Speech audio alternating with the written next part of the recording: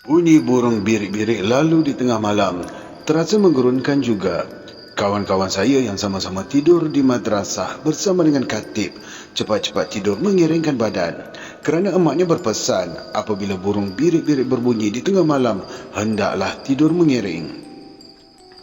Khatib memang tidur di madrasah.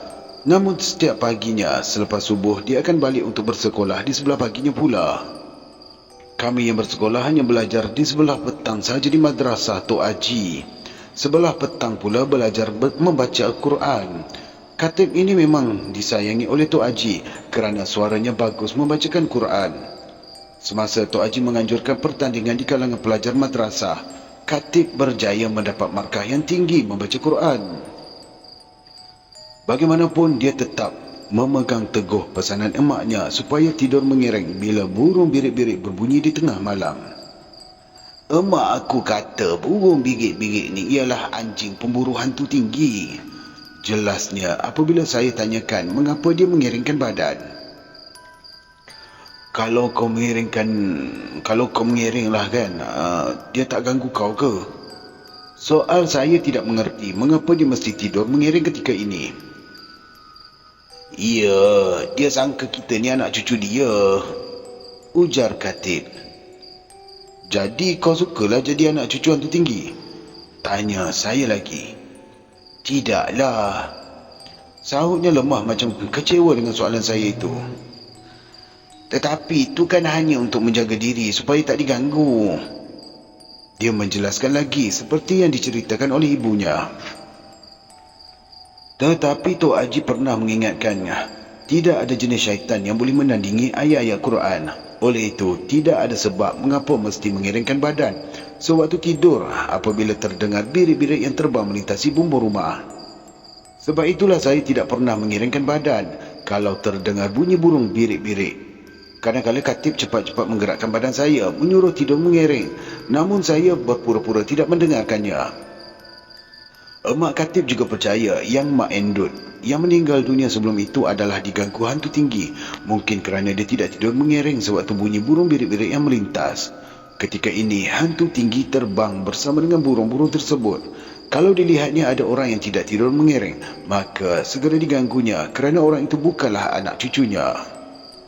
Sekiranya orang berkenaan anak cucunya, hantu tinggi ini akan mengelakkan diri dari merempuh anak cucunya sendiri.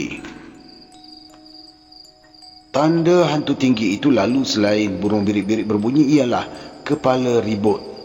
Di dalam kepala ribut itu dia akan terbang bersama.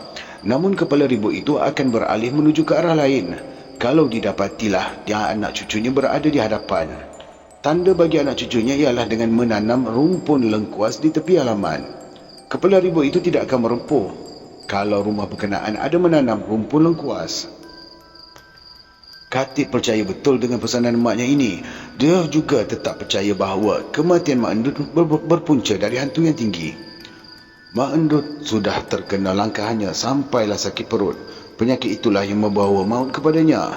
Selepas itu mayatnya tiba-tiba sahaja duduk kerana diangkat oleh hantu tinggi tadi. Sekiranya Tok Haji tidak ada bertahan di situ dengan doanya, sudah tentulah mayat Mak Endut dibawa lari oleh hantu tinggi. Selepas itu, semasa mahu dimandikan, terdapatlah pula beratus-ratus ekor lipan di bawah mayatnya. Lipan-lipan itu adalah binatang permainan hantu tinggi yang mahukan mayat Mak Endut. Sekali lagi Tok Haji dapat mengalahkan hantu tinggi itu dengan doa seorang ulama. Memang Khatib percaya benar dengan cerita emaknya itu dengan kematian Mak Endut. Bagaimanapun saya tidak pernah bertanyakan kepada Tok Haji mengenai kebenaran cerita Mak Khatib itu. Saya takut nanti Khatib akan tersinggung pula sekiranya saya bertanyakan kepada Tok Haji. Tetapi Tok Haji memang pernah mengingatkan bahawa syaitan ini ada berbagai-bagai. Dia juga seperti makhluk manusia yang mempunyai kaum masing-masing yang telah ditentukan. Oleh itu, apa juga makhluk halus yang mengganggu manusia adalah terdiri dari golongan syaitan. Sementara manusia pula harus berwaspada dari gangguan itu. Selepas kematian Mak Endut, Kak Jidun tidak lagi tinggal bersama dengan abangnya iaitu Suhur atau kakaknya Indun. Dia tinggal bersama dengan nenek saya. Disebabkan dia masih lagi anak dara yang berumur 16 tahun, saudara mara ini merasa lebih baik tinggal di rumah nenek saya sahaja. Di samping itu, dia akan terus dapat belajar agama di Madrasah Tok Haji. Kadang-kala Kak Jidah menangis bila Katib menceritakan hantu tinggi mengganggu mayat Mak Endut. Itulah menyebabkan mayat itu bangun dengan sendirinya. Kemudian dipenuhi lipan yang beratus-ratus ekor di bawah tubuhnya. Katib juga memberitahu Kak Jidah mengenai burung birik-birik yang selalu berbunyi melintasi madrasah apabila jauh malam. Kita mesti tanam lengkuas di depan pintu madrasah kita ni Kak Jidah, kata Katib macam mengingatkan. Tetapi Kak Jidah tidak mahu menanamnya. Terpaksalah Katib mengambil benih lengkuas dari rumahnya. Dia sendiri menanam rumpun lengkuas di hadapan madrasah. Tok Haji pula tidak marah dengan perbuatan Katib yang menanam rumpun lengkuas itu. Tetapi dia mengingatkan, lengkuas itu tidak boleh menolong kau Katib. Yang memberi pertolongan hanyalah Allah. Walaupun rumpun lengkuas mula tumbuh segar di hadapan halaman madrasah, tetapi bunyi burung birik-birik itu kerap kali juga terdengar di tengah malam. Katib terpaksa tidur mengiring kerana takutkan gangguan. Kadang-kala saya tersenyum sendirian mengenangkan Katib yang bersikap demikian. Kak Jidah tahu tak asal-usul hantu tinggi ni? Suatu petang Katib bercerita dengan saya dan Kak Jidah. Alah, kau budak-budak mana kau tahu? Sahut Jidah tersenyum mengusik. Emak aku yang ceritalah. Dia memberitahu bersungguh-sungguh. Okey, apa kata mak kau? Tanya saya pula tersenyum mengerling ke arahnya. Saya tidaklah memperkecilkan cerita emak Katib itu, tetapi sengaja mahu mengusik Katib yang selalu sangat percayakan dengan cerita tersebut. Bagaimanapun bukanlah mustahil pula cerita yang dikatakannya itu. Tidak lama dahulu, bapa mertua saya kecemasan kerana ribut melanda kampungnya sehingga rumahnya ikut bergoyangan kerana dipukul angin. Walaupun rumahnya tidaklah roboh dalam angin kencang yang tiba-tiba melanda, tetapi sempat juga dia azan sekuat hati dalam masa ribut kencang itu. 3 kali dia azan, serentak sahaja ribut reda. Hujan pun turun mencurah-curah dengan kilat yang memancar-mancar. Selepas hujan lebat dan ribut berhenti, didapatinya 2-3 buah rumah jiran yang berhampiran atapnya telah diterbangkan oleh ribut. Malah dindingnya juga roboh. Manakala rumah bapa mertua saya tidak pula rosak. Memang sesetengah orang mengakui bahawa syaitan ada bersama-sama di dalam ribut itu. Mungkin apa yang diceritakan oleh Katib di masa kecilnya dahulu memang dimaksudkannya dengan syaitan yang mengikuti ribut itulah. Kak Jidah sendiri mengakui emaknya mula-mula diserang sakit perut. Itu pun selepas ribut kencang. Semasa ribut tengah kencang, arwah Mak Endut masih lagi mencangkul rumput di kebun pisangnya. Kak Jidah beberapa kali menyuruh dia balik sementara ribut itu berhenti. Tetapi Mak Endut berdegil, terus juga mencangkul rumput. Ketika ribut ini hujan, belumlah turun. Sebab itulah diteruskan saja kerja mencangkul rumput kerana hari tidak pun hujan. Setelah ribut reda, hujan tidak pula turun. Kononnya hujan itu sudah dibawa angin jauh dari situ. Mungkin turun di kawasan lain. Selepas inilah Mak Endut merasa senak perut. Mula-mulanya dia bertahan juga. Tetapi akhirnya dia tidak berdaya lagi menahan senak perutnya bagaikan mahu membuang air besar. Sebaliknya apabila dia ke sungai untuk membuang air besar, tidak ada apa-apa benda yang keluar. Senak perutnya semakin hari semakin menyesakkan nafas. Lebih kurang 4 hari dia mengidap sakit perut itu. Mak Endut pun mengembuskan nafasnya yang terakhir. Arwah mak tu degil sangat. Dia bekerja juga di tengah-tengah ribut tu. Keluh Kak Jidah mengenangkan kedegilan emaknya kerana dia sajalah yang tahu akan mula kejadian yang menimpa ibunya. Kak Jidah tinggal berdua sahaja dengan Mak Endut di rumahnya kerana Abang Suhur dan Kak Indun masing-masing sudah berkahwin. Mereka tinggal bersama-sama keluarga masing-masing. Bukan ribut tu Kak Jidah, tapi hantu tinggi, tegas Katib bila mendengar penjelasan Kak Jidah itu. Kak Jidah menunduk. Dia tidak membantah kata-kata Katib. Apalagi kami ketika ini masih lagi kanak-kanak. Tidaklah tahu untuk berfikir panjang. Apa sahaja yang dicakapkan oleh orang tua, cepat saja kami terima. Kak Jidah tak nampak tu tinggi dalam ribut tu, kata Katib pula. Kak Jidah menggelengkan kepala. Sebenarnya hatinya masih lagi sedih dengan kematian emaknya itu. Mak kata, awan hitam yang kita kata mengandungi hujan, itulah sebenarnya hantu tinggi, beritahu Katib selanjutnya. Katib juga menceritakan asal-usul hantu tinggi itu. yang berasal dari seorang pemburu terkena sumpahan di hutan kerana mencari seekor rusa putih yang diidamkan oleh isterinya yang mengandung.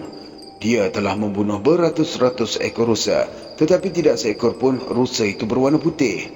Sebab itulah dia telah disumpah menjadi hantu tinggi, manakala anjing pemburunya menjadi burung birik-birik. Disebabkan dia berjalan mendongak ke langit selepas kena sumpahan itu, maka tidaklah dilihatnya ke bawah. Apabila dia melanggar mangsanya, maka mangsanya akan muntahkan lumut. Hanya dia memberi petua kepada anaknya yang mencarinya selepas 20 tahun yang berlalu. Bakarlah lada kering dan garam apabila ribut kencang, supaya dia tercium bagi mengetahui itulah rumah anak cucunya. Tanamlah lengkuas di hadapan rumah supaya dia dapat membaunya. Hanya dengan cara itu sajalah dia dapat membezakan anak cucunya supaya tidak menjadi mangsa. Hantu tinggi itu terpaksa memusnahkan manusia. Kerana itulah sumpahannya setelah dia membunuh beratus-ratus ekor rusa yang tidak berdosa. Seperti mana dia membunuh rusa seekor demi seekor, kemudian ditinggalkan untuk mencari rusa putih. Maka sumpahannya ialah dia mesti membunuh manusia satu demi satu, sehinggalah semua rusa yang dibunuhnya itu hidup semula. Selagi rusa-rusa itu tidak boleh dihidupkan, selagi itulah dia mesti memusnahkan manusia. Bagaimanapun, ia masih lagi berupaya mengingatkan anak cucunya supaya terhindar dari sumpahannya itu. Macam itulah yang mak aku bagi tahu kat aku, Kak Jidah. Katib menerangkan kepada Kak Jidah mengenai hantu tinggi yang telah membunuh Mak Endut. Kak Jidah pula bukannya orang yang suka bersoal jawab. Dia menerima sahaja penerangan katib. Kesedihan hatinya terhibur juga bila kami duduk berbual-bual dengannya. Malah, Tok Haji juga selalu mengingatkan supaya sentiasa berdoa kepada Allah, supaya arwah ibunya termasuk ke dalam golongan roh-roh yang diredai Allah. Lepas solat adalah lebih baik berdoa. Tok Haji mengingatkan dia. Selepas seseorang itu mati, maka putuslah amalannya. Hanya 3 perkara sahaja yang diperlukan, iaitu amal jariahnya di dunia, amal ibadatnya di dunia, dan doa anak-anak yang soleh. Kata Tok Haji seterusnya. Kak Jidah mentaati apa sahaja yang disuruh oleh Tok Haji.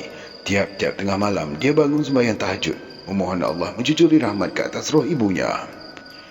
Kadang-kadang saya juga terikut-ikut jua bangun di tengah malam, kerana Tok Haji sendiri kerap kali bangun di waktu tengah malam menunaikan solat sunat tahajud itu.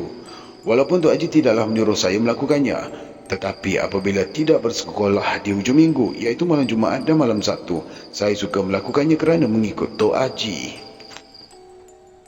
Nampaknya Kak Jidah melakukan setiap malam sejak selepas kematian ibunya. Hingga hampir 2 bulan dia mengerjakan solat sunat tahajud itu tidak berhenti-henti. Saya pun heran jugalah kerana Kak Jidah melakukannya. Pagi-pagi dia sudah bangun pula untuk menunaikan solat subuh. Kemudian membantu nenek saya ke sawah. Dia tidak kelihatan letih ke sawah walaupun tengah malam bangun menunaikan sembahyang tahajud itu. Apakah yang disuruh oleh Tok Haji saya tidak pula tahu. Mungkin sengaja Tok Haji melatihnya supaya lebih kuat bertawakal, kerana pada waktu tengah malam memang tidak ramai orang yang rajin untuk bangun. Apalagi terasa sejuk air telaga untuk mengambil wuduk, walaupun sudah ditampung di dalamnya tempayan di dalam bilik air. Dalam masa inilah saya ingat kepada Abang Mat Nitar yang tinggal berhampiran dengan rumah arwah Mak Endut yang jatuh sakit. Emaknya Mak Relah telah memanggil Tok Haji untuk menengok-nengokkan Mat Nitar yang sakit macam hilang akal. Mat Nitar baru saja berumur 26 tahun, masih belum berkahwin.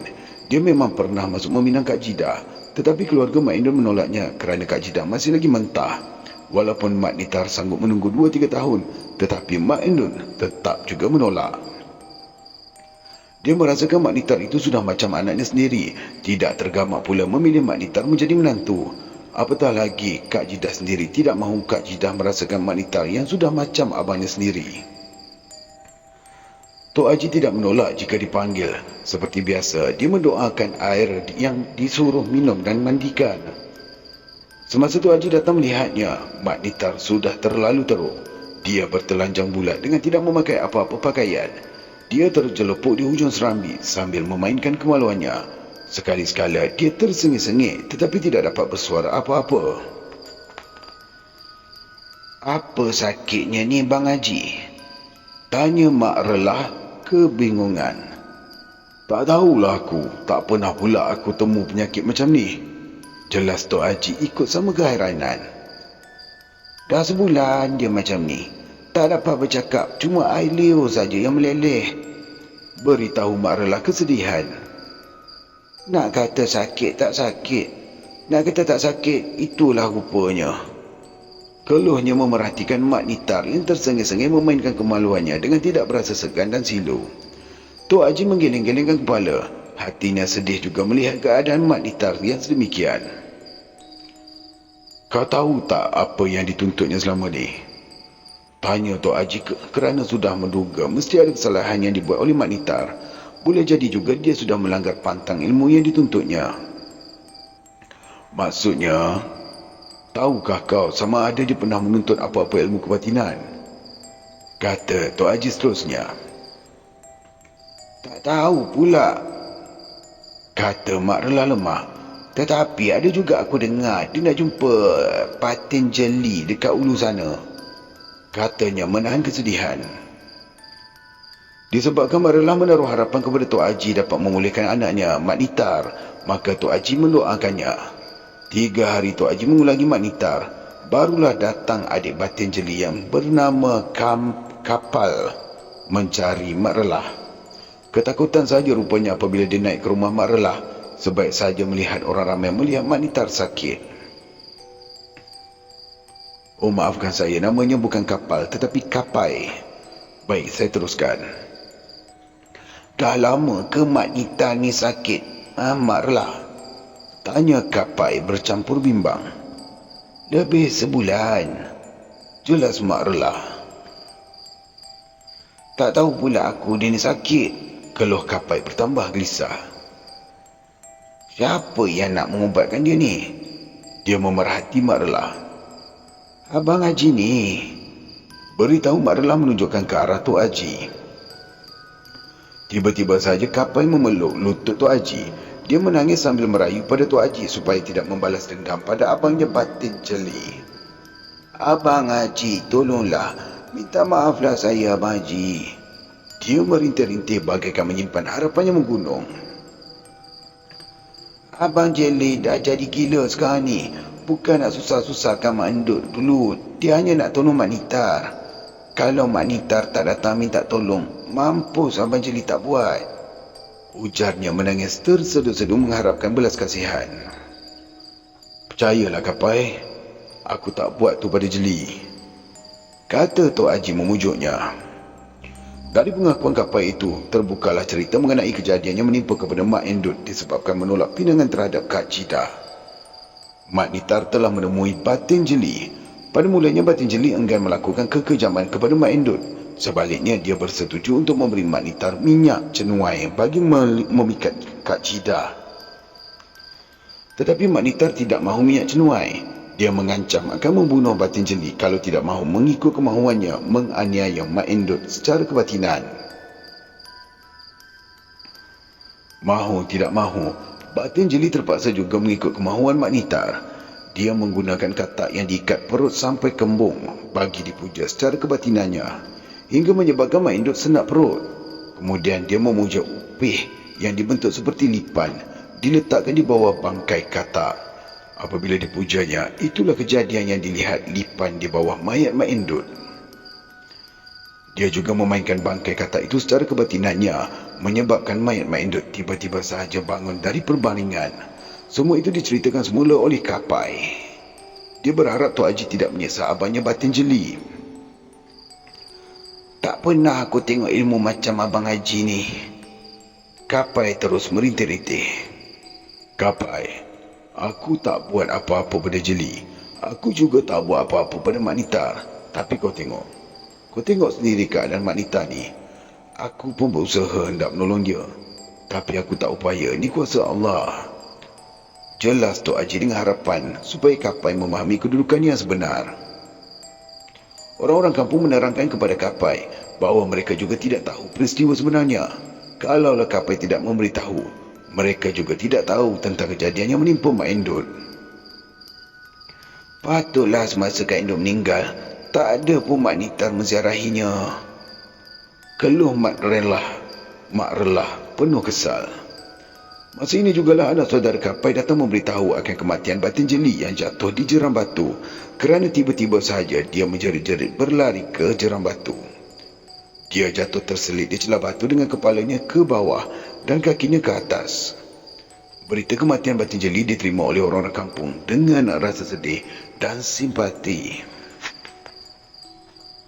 Kira-kira 2 minggu selepas kematian batin jeli, Mak Nitar juga meninggal dunia.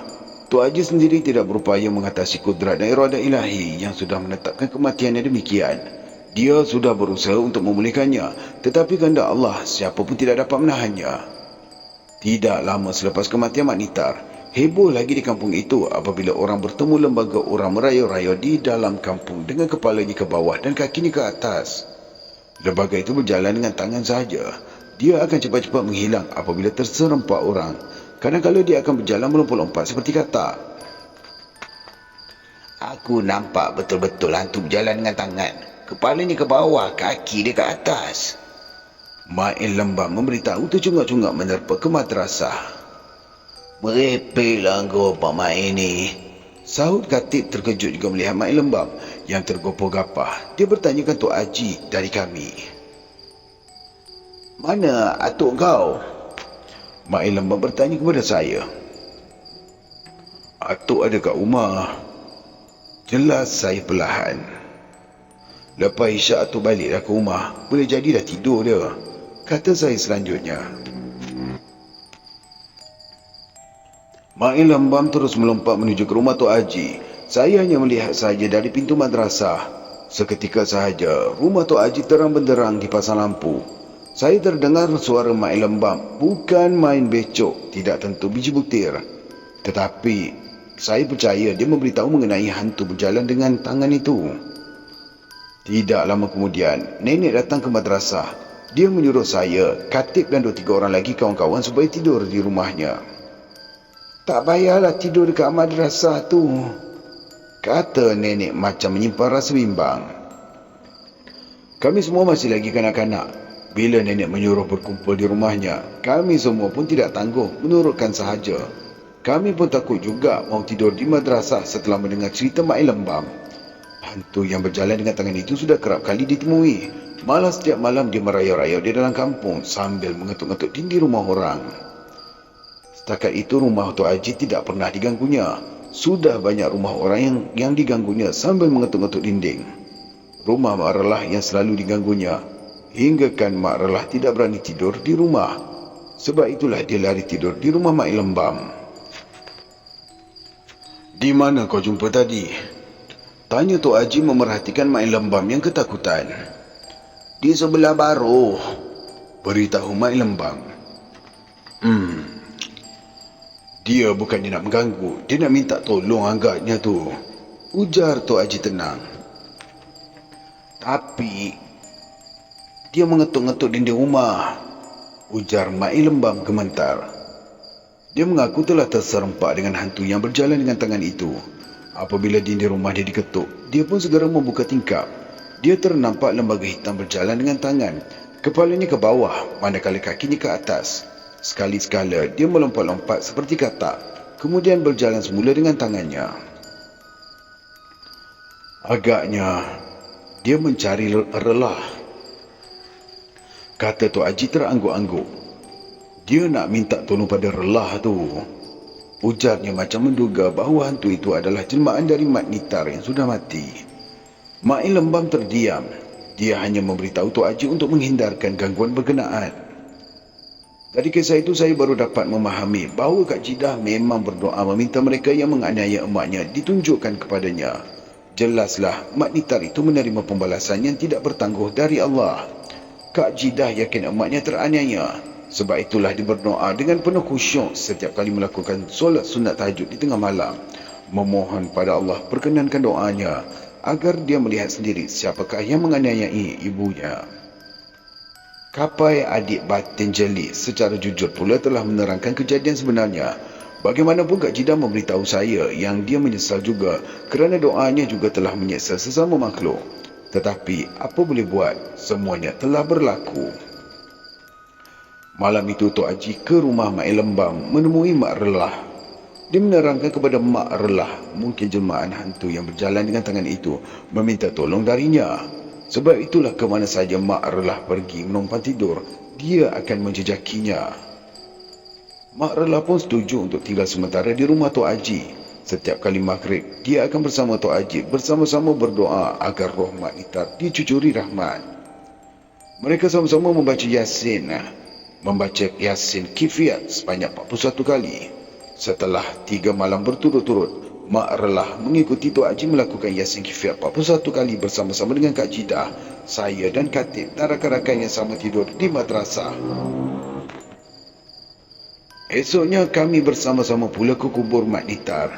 Saya dapati kuburnya ditimbuni oleh bangkai katak yang beratus-ratus ekor.